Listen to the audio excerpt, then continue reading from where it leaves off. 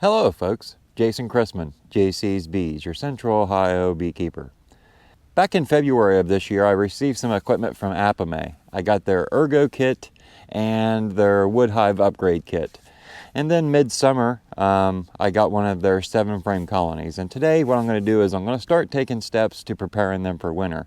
Now, my plans have changed a little bit as for the ergo kit, and we'll explain that when we get there. But what I'd like to do is start with the 7-framer, then we'll hop over to the wood hive upgrade kit, which you can see right here, and then we'll do the ergo kit. So without any further delay, let's get started. The contents of this video will show you how I plan to set up my Apimaye colonies for winter.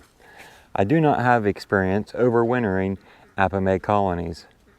My winter setup is structured around my 11 years of beekeeping with wood hives and understanding how bees work in cold conditions. I also want to mention it's still kind of warm to go ahead and set your Apimaye hives up like I'm going to show you.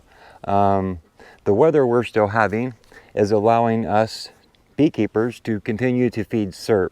So for that reason, I will be placing my feeders back on my colonies after I show you how I plan to set up for winter. Now, you're probably asking, well, when do I apply what you're going to show?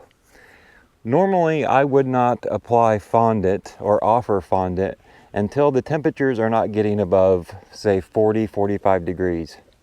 When you get to that point in the season and it's not getting above that temperature, the bees aren't out flying, and it's pretty much time to stop feeding SERP and start feeding something a little bit more solid, whether it be a candy board, fondant, or even the dry sugar. But for the dry sugar to actually be feed for the bees, it has to consume or absorb some of the moisture in the colony. Okay, so this is the 7-frame Apimaye colony. Just like all Apimaye colonies, this box is fully insulated, including the lid, which has a vent in the front and the back. Underneath this lid there is 2 top hive feeders, and we've got entrance reducers down here. So really the way these are set up, you don't even need a mouse guard because of the way they've got the entrance set up. And if I wanted to reduce this down more, I could just close it off and leave 2 of these open. I think what I'll do is give them 3 little openings for now and see how that works out for the bees. So what I'm going to do now is give them a little smoke.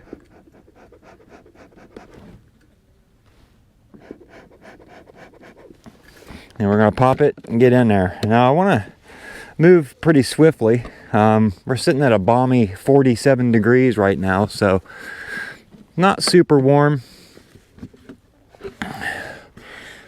So here's what the Apimaye lids look like. And they're actually set up to where you can flip them over like that and use them to house the feeders.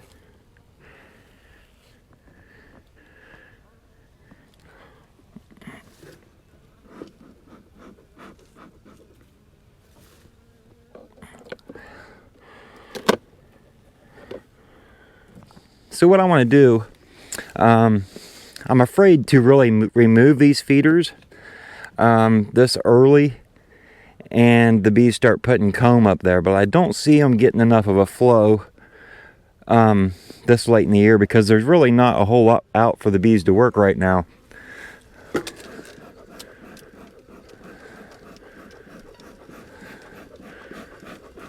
So what I want to do is I think I'm just going to go ahead and take the gamble and remove these feeders. So I'd like to take a second and explain why I am not using these feeders, which are set up when they're inside the colony like they're supposed to be used for candy boards, dry sugar, fondant, things of that sort. And that can all be done by flipping this around from the SERP position to the candy position. And what that allows is for the bees to come up through this slot in the bottom. On the bigger feeders, there's a slot in each end. And it has 2 of these access ports. So that allows the bees to come up in and access anything you put up in here for feed. So my concerns are with these feeders are that the bees will come up in through the bottom, get up in here, and start eating dry sugar. And let's say during the day that day, it's up to 44 degrees. And let's say the bees don't know it, but there's a storm moving in and the temperatures are about to drop greatly into the teens. So any bees up here collecting sugar, as the temperatures start to drop, are going to start moving slower. Their metabolism will start to slow down, and it'll almost look like they're dead because they've gotten cold and they're individual bees instead of a cluster of bees keeping each other warm. So for that reason, that's why I'm removing the feeders.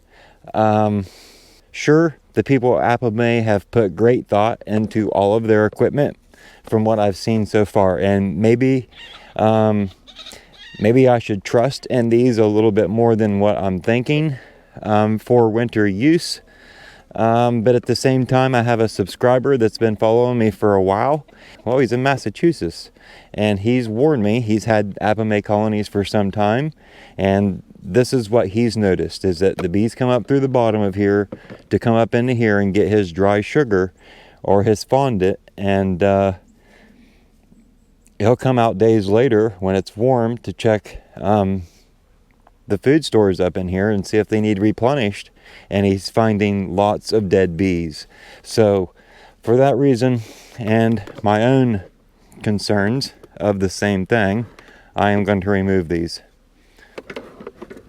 And then I'm going to offer them a Hive Alive fondant patty, folks. And if you're not familiar with these, I suggest you take a few minutes and educate yourself on them. Let me lay this top cover back on there, and I'll explain a little bit about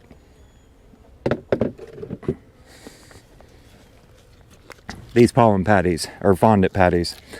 Let me explain a little bit about these. This is a Hive Alive fondant patty.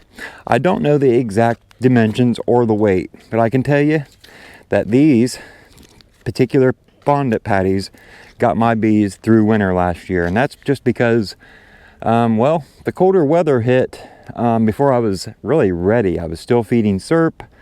My hives didn't get the weight that I wanted, and therefore they didn't have enough food to make it through winter. Thank goodness for the Hive Alive, because this is what kept them going. Now, I had somebody message or comment yesterday, and I think her name was Karen. If I got that wrong, I apologize. She wanted to know if she needed to buy Hive Alive fondant patties or if she could just feed her pollen patties and get her bees through winter. She had one colony. Well, folks, you do not want to feed pollen patties during the winter. Pollen of any sort is protein, and bees use protein to raise brood. So you wouldn't really want to encourage the bees to raise brood during the winter months. Carbohydrates are what you want for your bees, carbs. Carbs is food that they eat to keep their energy going, and that's what we need. So if you want to feed some sort of a pollen patty, I guess, what you would want to look into is called winter patties. And they're 90% carbs, maybe even 95%. There is very, very, very little protein in them. And with the very little protein, the bees aren't up to raising brood. So something to keep in mind there. But I strongly suggest the Hive Alive fondant patties. Not only are they a fondant patty, but they've got Hive Alive in them. And if you've watched any videos or did any reading about Hive Alive, the longer it's in the colony, the better the bees do health-wise. So very, very beneficial, this Hive Alive fondant patty. Now, if this is something you're interested in, I can save you a few bucks via a link down in my video description. So check that out. Now, to open these, what I do, this is one that was left from last year. I just kept it in the freezer. I cut this little door out, and I'll put this side down. But I learned something last year. If you've got a brand new packet, cut your door on this side. That way, when it's sitting down in your hive like this, you've got a window to see how much fondant patty's left. I didn't really think about that when I cut these open last year, and my window's on the bottom, and I can't see because of the label on the top. So let me smoke the bees again, and we'll lay this fondant patty in here.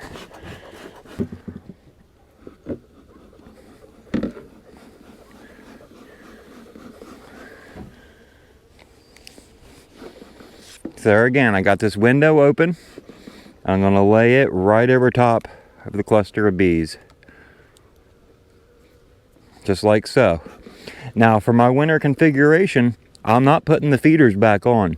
I'm going to leave it just like this. And it was pointed out to me that I don't need a feeding shim.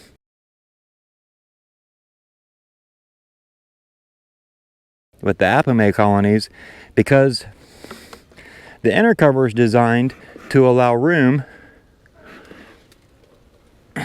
for these feeders on top.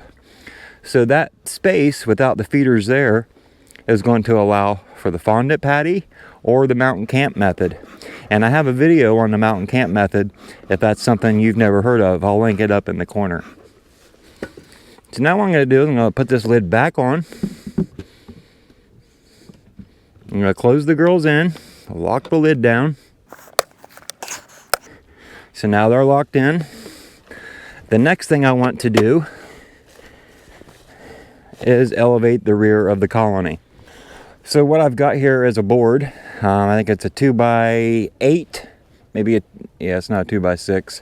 And I'm just going to lift the back of the colony.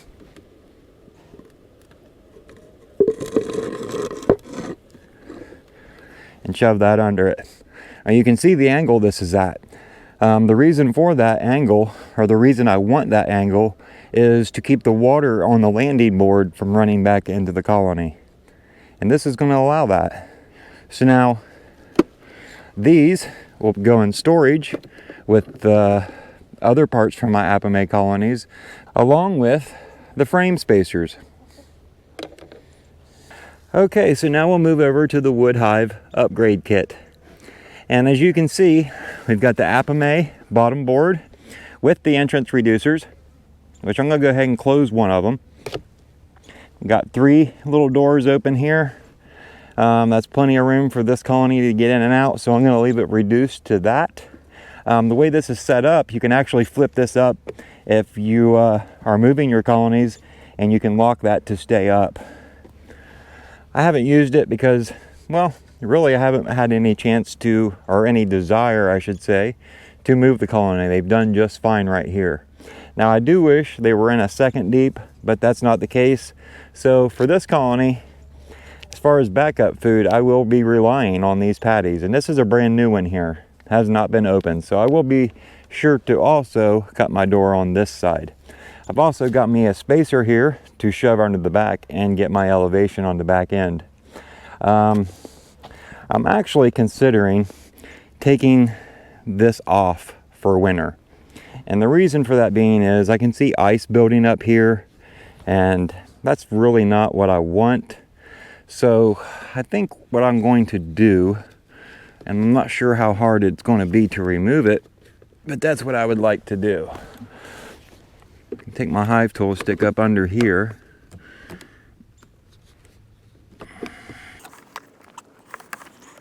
Might be kind of tricky to remove. Don't want to break it. There we go. Just had to pop these ears out on the end here. So it took a little bending up on the middle to allow room for this to pop out. But we've got it out, and I don't think that's going to harm anything. They're still going to have plenty of room here to land and go into the colony. So that's stage 1 on the bottom board with the wood hive upgrade kit. Now what I want to do is pop it open and remove the feeders and add this fondant. But since it's still kind of cool, I want to cut my door in the fondant and have everything ready so that the bees aren't getting the chill.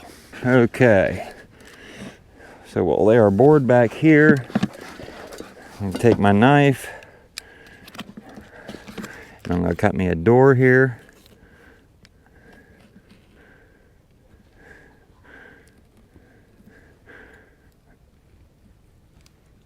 Okay, got that cut.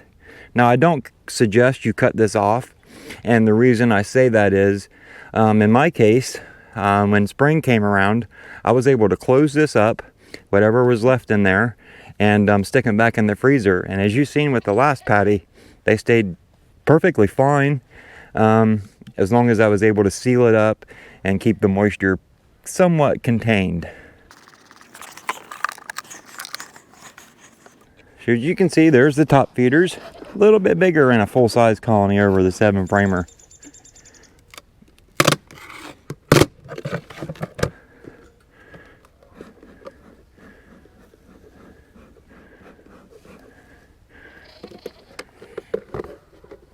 Remember, balmy 47 degrees. Now, they're not going to be super happy to see me, but it is what it is.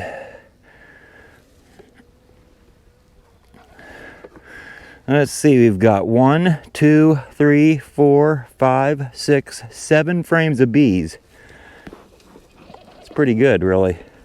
So what I want to do is take this fondant patty with the door open, and I'm going to lay it right over top the bees. Now, I know you're thinking that's going to kill them, but all of that burr comb sticking up on the top is going to keep it from squashing the bees. I do have one more idea I want to play with, but I'm going to have to lay this back on here for a second so the bees don't get all stirred up. Okay, so what I want to tinker with is maybe trying a spacer with an inner cover on the top. And that might help retain some of the heat that the cluster is putting off. So one way of doing this, here's what my feeding shims look like. As you can see on the front in the middle, there is an entrance. It's also an exit for moisture. So what I could do is put that on there and then lay an inner cover.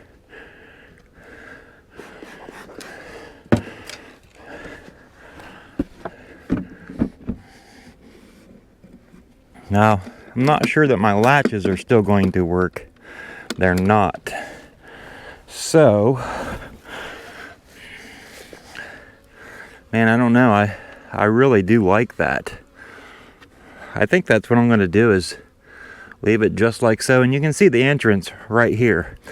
And that will aid in wicking out the moisture from the inside of the colony.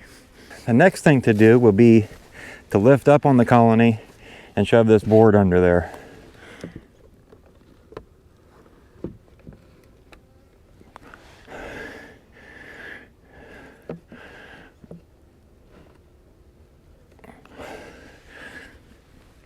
And that looks like that should do it. Now, if you remember, the last time I checked this colony, this had moisture in it. And I said I was going to check it again. No rain, no moisture, nothing this time. Let's go ahead and clean this up a little bit.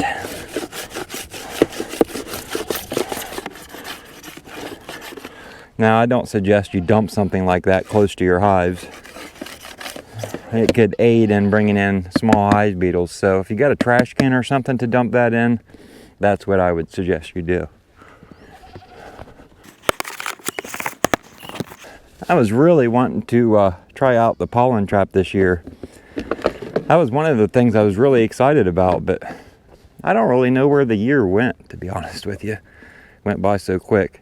So I'll probably leave the feeders sit out for a couple hours, let the sun warm up the colonies and the bees, and let all these bees that are hanging out on the bottom of the feeders return back to this colony. So now what we'll do is we'll hop over to the ergo kit, and I think I'm pretty happy with that. So the other thing I want to mention here is this vent.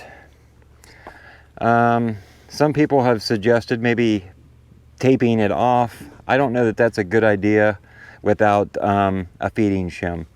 You still need a place for moisture to wick out, and without having, oh look here, we got trouble. We got trouble. There we go, we saved it. You wouldn't want to close that off and not give a place for moisture to wick out as it comes off the cluster. So I don't know that plugging or taping it off completely is a good idea. You could actually take a piece of 1-inch foam and cut it to go in here and put tape over that and seal it off completely. You'd want to do it on the front and the back. But I don't know that that's a good idea. Obviously, without the inner cover in there, right here, this is our ventilation. When you add the inner cover, then this is going to be above that. So maybe you would want to have the feeding shim if you added the inner cover. I don't know. That's something to think about, and I will update as I put a little bit more thought into that. Nice to see the girls out now that it's warmed up a little bit, though. Where did they go? What happened? I want to talk a little bit about absconding. And I hate that it's happened, but it's a part of beekeeping. You cannot control it. You see, there's not really any science that says why bees abscond. What the heck's abscond? That's probably what you're asking. Well, that just means up and left. See ya. No signs, no warning, nothing, just gone. When you see that in a colony, it's pretty easy to identify, because when you go through the colony, the bottom of the colony is not covered in dead bees. There is no queen cells. They're just gone. And you look through the box and you look for signs of why would they leave? Well, it's hard for us humans to figure that out. We're not a bee. We don't know what deterred them from that colony. Or maybe it wasn't the colony. Maybe it was this area. Who knows? But that's what happens to the ergo kit, folks. I checked them 2 weeks ago. The bees were doing fine. I checked them yesterday and nothing. Standing out here watching the bees from this colony fly in and out, from the 7-framer in and out, and I'm noticing there's not really anything happening with the ergo. What's going on? So I popped the cover, nothing in the top box. Got down into the bottom box, nothing. And I want to show you that today. It's rather depressing, really, because, you know, I was really looking forward to taking bees through the winter in this ergo kit just to see how they do compared to my wood hives. And now, well, I'm using a wood hive upgrade kit and this 7-framer behind me, which is an Apimaye colony, and then it is plastic and insulated. So I guess that's where my experimenting will start this winter, with the Apimaye colonies. So let's get in a little closer and go through this ergo kit, and I'll show you what I'm seeing. Definitely not going to need the smoker for this one. Uh-oh, little rooster getting chased around. I don't even have any of the boxes latched together, because when I peeked yesterday, it was just depressing. I just wanted to go in and cry. Really, this whole setup could be put in storage. It doesn't even really need to be out in the weather. There's nothing in it. So let me break down to the second box and we'll start there.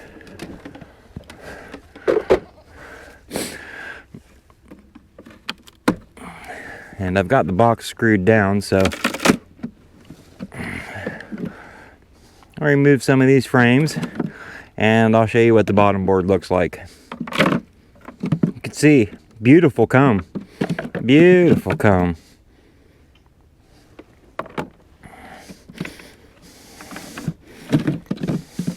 But notice, there's no queen cells. None. There's no signs to look for to say, hey, we don't like our queen.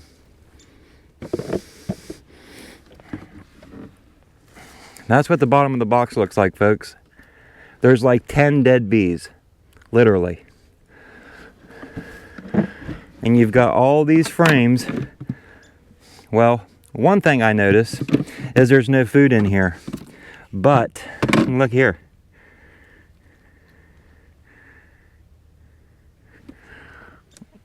Right there's a bumblebee or some kind of bee that got in here and they killed it.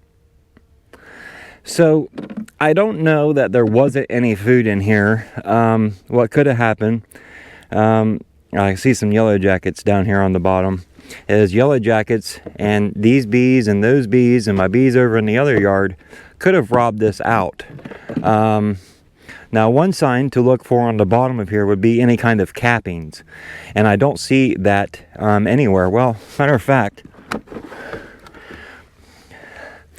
I guess I do. There's all the cappings. So I would have to say that this colony was robbed out after the colony absconded.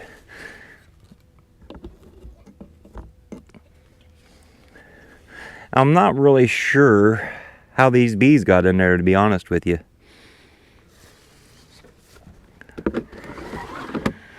So let's throw these frames back in here. Now, you know, it would be real easy to get depressed because the bees are gone. But here is the bright side, and I choose to see it over the negative or the bad side. The good thing about this is, folks, look at all these resources come spring. I've got 10 frames here, drawn out, ready for bees to take this over. Now, say in the spring I take a frame out of the 7-framer, stick it over here, and I buy a queen. Now I've got this box gone, started. Bees can use it up and put all the resources to use. Off with your head, yellow jacket. So, and any colony or anything you go to stick in here is going to grow really, really fast because they have comb already drawn. And that is the real time consumer on getting a colony started. I don't want to leave it open too long. We're drawing in yellow jackets. So, the second box, we got 1 frame here that they didn't touch. Let's see, now we've got 2 frames they didn't touch, and this one they drew out this side and part of this side. So 2.5 frames that they didn't touch from starting from a package. So that's pretty impressive. You can see all of these all drawn out.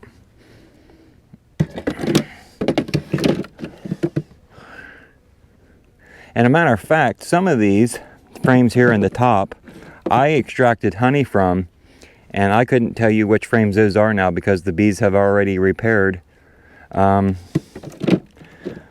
cell walls at the top where I scraped them to extract. Now there's a queen cell, but it's open.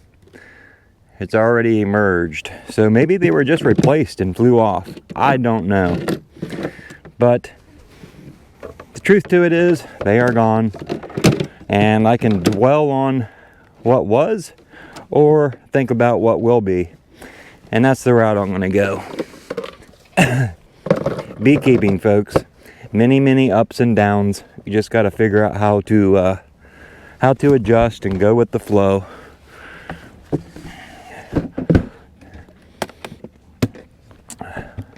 I'm one that can tell you, if you've got livestock, it's not hard for them to become dead stock, sadly.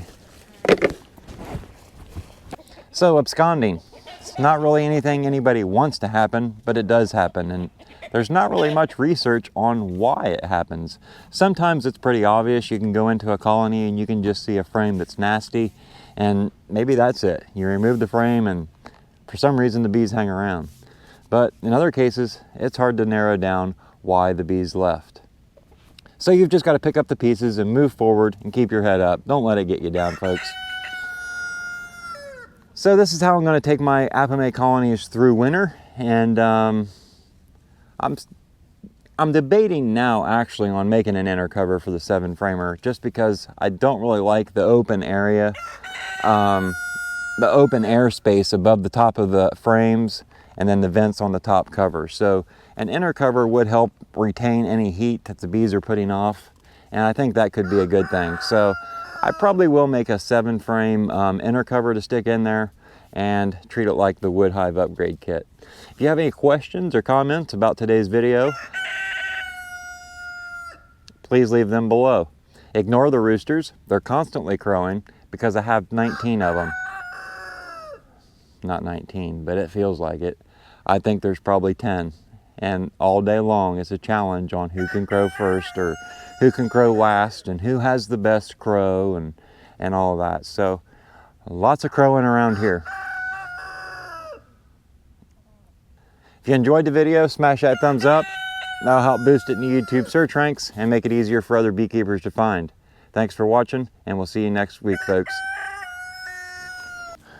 Uh-oh, they're on to something. top-notch investigators here. What's going on, Ladybug? What's been going on with Ladybug?